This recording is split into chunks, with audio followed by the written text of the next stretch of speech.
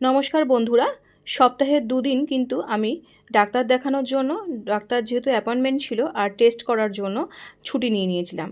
আর সকালে উঠেই আমি স্নান টান সেরে জামা কাপড়গুলো কেচে রোদে দিয়ে নিয়েছিলাম। তারপরে পুজো দিয়ে এখানে আমার ব্রেকফাস্টটা আমি করলাম।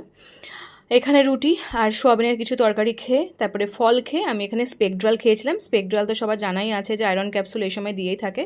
তারপরে আমি কিন্তু এই 7 মাসে প্রেগনেন্সি নিয়ে একাই চলে গেছিলাম অ্যাপোলোতে।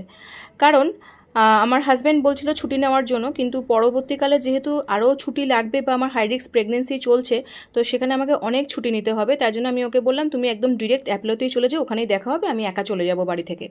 তো অ্যাপোলোতে জাস্ট আমি বাসে ওঠার পর থেকে এত বৃষ্টি শুরু হয়েছে বিধাননগরে, মানে ঝমঝমি বৃষ্টি এবং চারিদিকে জল জমে গেছিলো।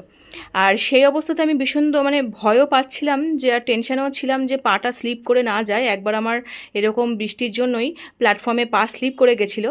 আর এখানে জল নিষ্কাশনের কোনো ব্যবস্থাও দেখলাম না, যে জল বার করার জন্য কিছু আছে। সবাই এভাবেই আস্তে আস্তে হেঁটে হেঁটে যাচ্ছিলো। আমিও ঠিক ঠাকুরের নাম করতে করতে আস্তে আস্তে হেঁটে কোনো রকম পৌঁছে গেলাম।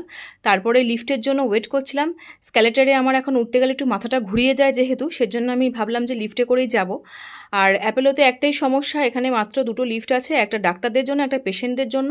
তো এখানে সবসময়তে লিফটে ভিড় লেগেই থাকে। সহজে লিফট পাওয়া যায় না, এতটাই লাইন পড়ে থাকে। সিনিয়র সিটিজেন আর ফিজিক্যালি হ্যান্ডিক্যাপ যারা, প্রেগনেন্সিদের জন্য হচ্ছে, প্রেগনেন্ট উমেনদের জন্য হচ্ছে এই লিফটটা। তো ততক্ষণ আমি একটু ঘুরে দেখে নিলাম। তারপরে আমার হাজব্যান্ড চলে আসলো ফিটাল মেডিসিনের সামনে।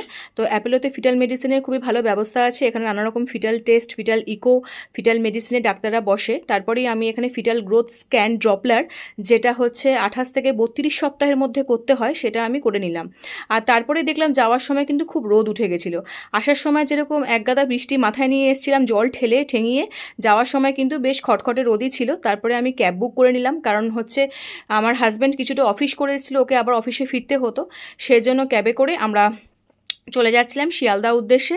তো ওখানে আমি ওকে শিয়ালদাতে, এই যে অ্যাপোলো ইমার্জেন্সি দেখাই যাচ্ছে, তো তারপরেই আমরা চলে গেলাম হচ্ছে শিয়ালদাতে। ওকে ড্রপ করে আমি ওই ক্যাবে করেই আবার চলে আসলাম শিয়ালদা হয়ে। তো শিয়ালদা তখন ট্রেনে উঠলাম, ট্রেনটা ফাঁকাই ছিল, যেহেতু শিয়ালদা থেকে আমি উঠেছি তাই সিটও পেয়েছি, ফাঁকা ছিল। তারপর বাড়িতে এসে খেয়ে দিয়ে র্যান্ডাম সুগার টেস্ট করলাম, অনেকটাই বেশি এসছে সুগার, 120 মধ্যে থাকার কথা। তো এভাবেই সারাটা দিন আমার খুব ব্যস্ততার মধ্যে দিয়ে গেল এবং খুবই ঝামেলার মধ্যে দিয়েই গেল।